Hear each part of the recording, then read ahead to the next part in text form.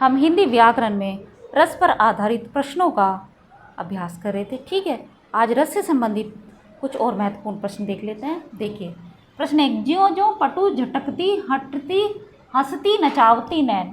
पंक्ति है कि जैसे जैसे क्या करती है, पल्ले को झटकती है, हटती है, हंसती है और नैनों को मटका रही है। तो इसमें क्या हो रहा है, इसी से संबंधित प्रश्न है हमारा। ठीक, आप चाहें तो पहले प्रश्न पढ़ सकते हैं, ये तो मैं केवल समझा रही हूँ, अपना बाकी सबका अपना तरीका होता है प्रश्नों को हल करने का। ठीक है, तो इसमें पंक्ति में कौन सा अनुभाव है, अनुभाव पूछा है। इसमें कौन सा अनुभाव है, वाचिक अर्थात बोल रही है, ठीक है, या कायिक शारीरिक क्रिया कर रही है, या मानसिक मतलब मन से अनुभव कर रही है, मतलब मन में अनुभव कर रही है। सात्विक मतलब इसका भी मानसिक तो मन बुद्धि की बात है इसमें, और इसमें भी सात्विक मतलब मन में अपने क्रियाएं करना, मन में। तो इसमें क्या हो रहा है, जो जो पटु झटकती, पल्ले को झटक रही है, नैनों को मटका रही है। तो क्या होगा, इसमें कायिक अनुभव होगा अर्थात शारीरिक क्रियाएं कर रही है। ठीक है, जो नायिका है क्या कर रही है, शारीरिक क्रियाएं, इसलिए इसमें आएगा कायिक अनुभव। ठीक, हम इसमें करुण रस और वियोग श्रृंगार रस में आज अंतर देखेंगे। देखिए, रो रो चिंता सहित दिन को राधिका थी बिताती, आँखों को थी सजल रखती, उन्मना थी दिखाती। बताइए इसमें कौन सा रस होगा। ठीक है, तो कौन सा रस होगा इसमें, इसमें होगा वियोग श्रृंगार। कौन सा होगा, वियोग श्रृंगार रस है इसमें। क्यों है, क्योंकि यहाँ पर नायक नायिका का वर्णन किया गया है, उनके बिछड़ने का वर्णन किया गया है, इसलिए इसमें क्या है, वियोग श्रृंगार रस है इसमें। ठीक, अब देखिए, पिछले सुख की स्मृति आँखों में क्षण भर एक चमक है लाती, तुरंत शून्य में गढ़ वह चितवन, तीखी नोक सदृश बन जाती। इसको पढ़कर क्या अनुभव हो रहा है, इसको पढ़कर हमें अनुभव हो रहा है, जिसके मन में भी ये विचार आ रहे हैं वे किसी मतलब नायक के प्रति नहीं आ रहे, नायक से बिछड़ने के प्रति नहीं आ रहे, कि जैसे नायक नायिका होते हैं उनके बिछड़ने के होते हैं, ऐसा नहीं आ रहा है। इसमें ऐसा नहीं लिखा है। इसका अर्थ है कि मतलब पिछले सुख की स्मृति उसको याद आ रही है, कैसा सुख था, कैसा समय था, लेकिन कहीं भी इसमें ऐसा नहीं कहा गया है कि नायिका नायक से बिछड़कर इसको बोल रही है। तो इन पंक्तियों से हम ऐसे समझ सकते हैं कि कौन सा रस है। ठीक है, कहीं भी हो, जब वियोग श्रृंगार की बात होती, सभी जानते हैं नायक नायिका के बिछड़ने की बात होती है ज़्यादातर। करुण रस में कहीं बस ऐसा होगा कि किसी की मृत्यु को दिखाया जाएगा।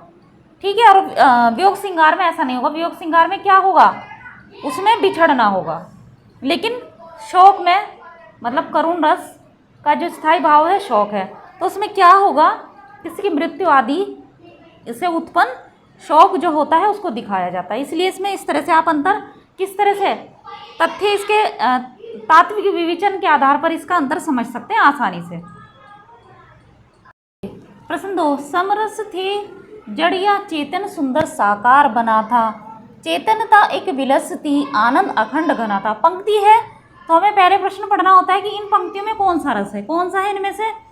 देख लेते हैं, हम पहले पहचान कर लेते हैं। भयानकता की तो कहीं भी बात नहीं चल रही कि इसमें समरस थे जड़ या चेतन सुंदर साकार, कि भयानक रस में क्या होगा, सुंदर साकार चीज़ें बन जाएंगी, कहीं से कहीं मतलब नहीं बैठता।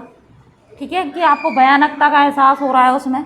ठीक, और यहाँ पर समरस थे जड़ या चेतन सुंदर साकार बना था। जब सुंदर साकार बन रहा है तो करुण रस का तो मतलब ही नहीं बैठता उसमें। तो करुण रस में तो क्या होता है, दुख की बात होती है। दुख भी कैसा होता है, शोक वाला, जिसे हम भाव के आधार पर समझ सकते हैं। ठीक है, पंक्तियों में तो इसमें क्या है, भाव के आधार पर भी या उसका तात्विक विवेचन करके बड़ी आसानी से समझ में आ जाता है। ठीक, तो करुण रस का तो मतलब ही नहीं बैठता इसमें। अब आता है श्रृंगार रस।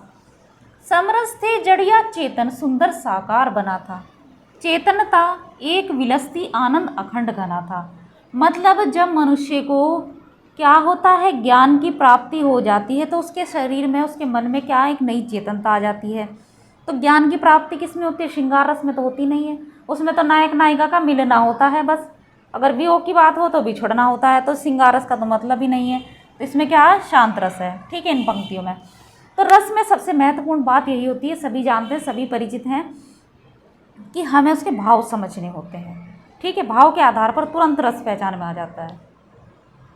प्रश्न 4, सोहत करत नवनीत लिए, घुटुरन चलत रेणु तन मंडित, मुख तधि लेप किए। ठीक है, पंक्तियां हैं, इसमें उपयुक्त पंक्तियों में रस बताना है। तो पंक्तियां हमने पढ़ी है। ठीक है, नवनीत लेकर जा रहे हैं कौन? गुटुरन, गुटुरन कोई माखन लेकर जा रहा है। तो इसमें बताइए, शांत नहीं, ज्ञान की प्राप्ति नहीं हो रही यहाँ पर। उसके बाद गुस्सा तो किसी को आ ही नहीं रहा है, पढ़कर गुस्सा आ रहा है किसी को भी नहीं आ रहा, तो गुस्से का मतलब नहीं। अब 2 हैं इसमें। सोहत कर नवनीत लिए, गुटुरन चलत रेणु। गुटुरन कौन चलता है? बच्चे ही तो चलते हैं, कोई बड़े तो है नहीं कि गुटुरन गुटुरन चलेंगे। तो इसमें कौन, श्रृंगार का तो मतलब नहीं बैठता। ठीक है, कौन सा होगा? वात्सल्य, कि बच्चों की बात चल रही है। जब भी बच्चों की बातें चलती हैं तो कौन सा रस होता है? वात्सल्य रस होता है।